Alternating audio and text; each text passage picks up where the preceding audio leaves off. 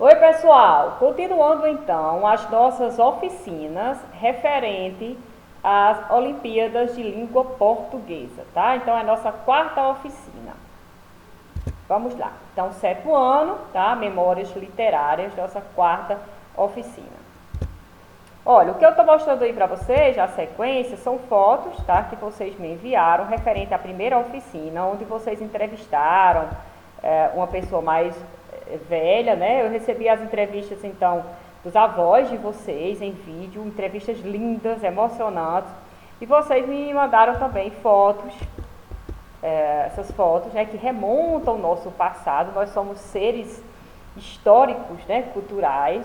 Então, tudo isso faz parte do nosso passado, né, das nossas memórias, a memória dos nossos antepassados, tá? E registrar isso em foto, em documento, né? Então, faz então que nós então passemos a conhecer o nosso passado histórico cultural, tá?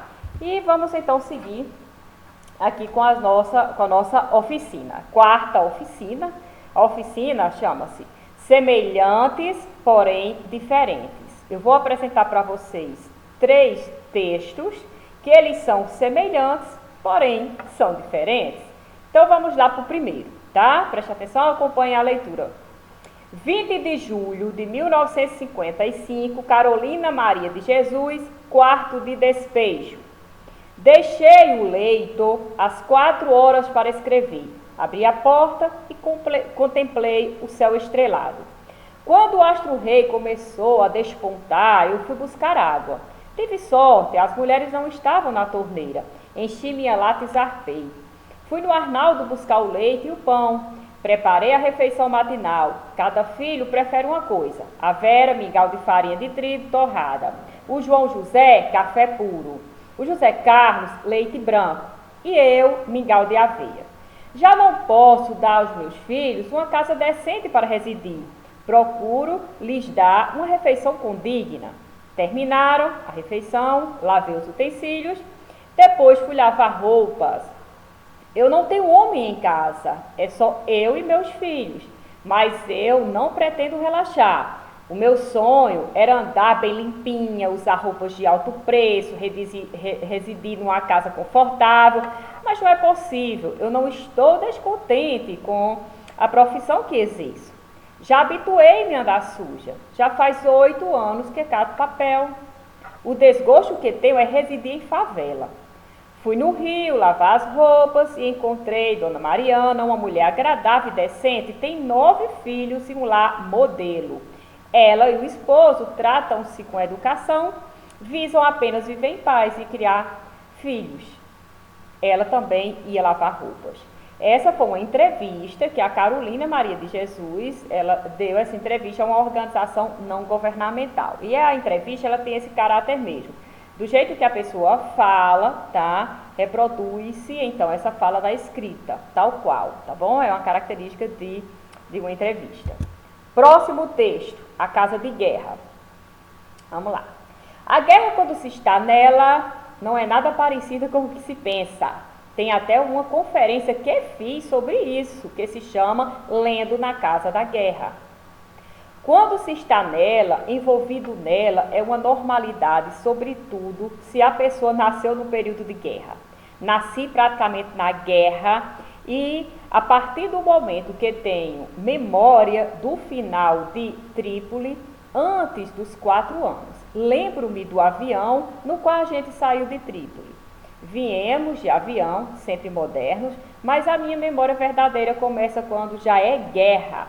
Ela não é caótica, simplesmente muda, altera os códigos, estabelecem-se outros. Na guerra, as janelas devem ter cortinas, algumas pintadas de azul marinho. Depois das 8 horas tem que fechar todas as janelas, porque não pode passar luz.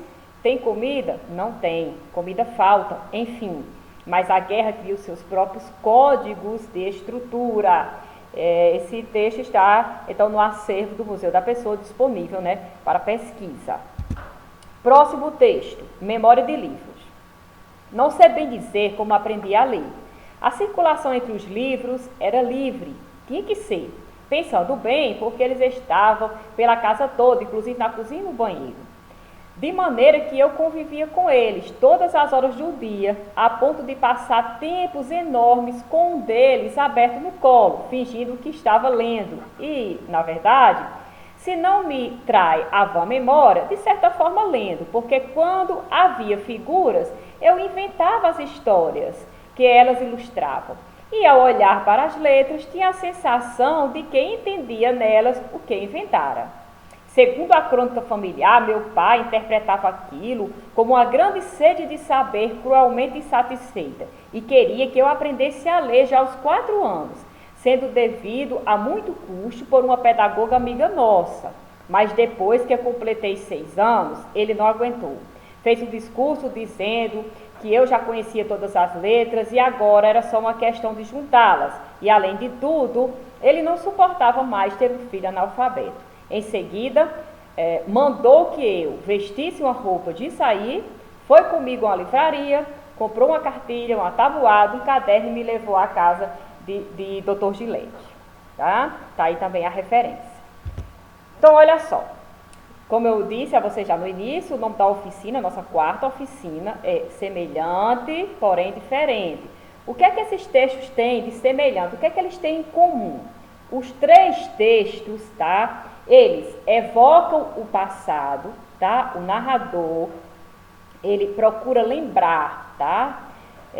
Fatos, pessoas, situações que foram importantes em sua vida, né? E ao longo do texto, ele vai relembrando os motivos, né, que tornaram esses fatos tão marcantes, tá?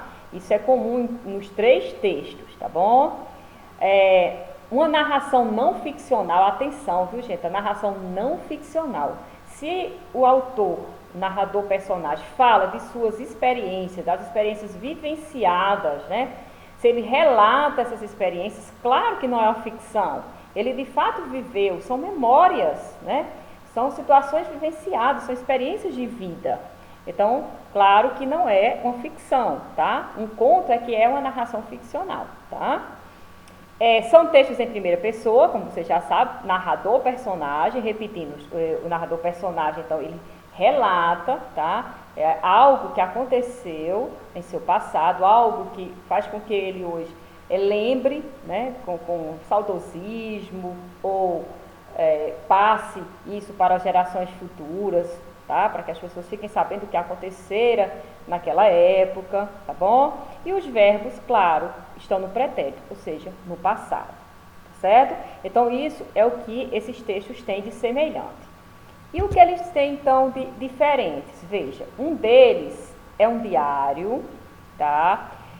Um é um relato histórico e outro é memórias literárias. Então, veja, para o vídeo não ficar muito longo, no exercício de vocês têm um conceito lá para diário, um conceito para o relato histórico e um conceito para memórias literárias, que vocês já sabem, porque é o que nós estamos estudando nessas oficinas.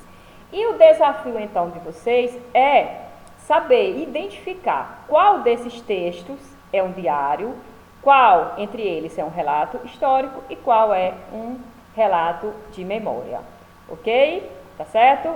Boa sorte, então, tá? Qualquer dúvida, entre em contato comigo. Até a próxima aula.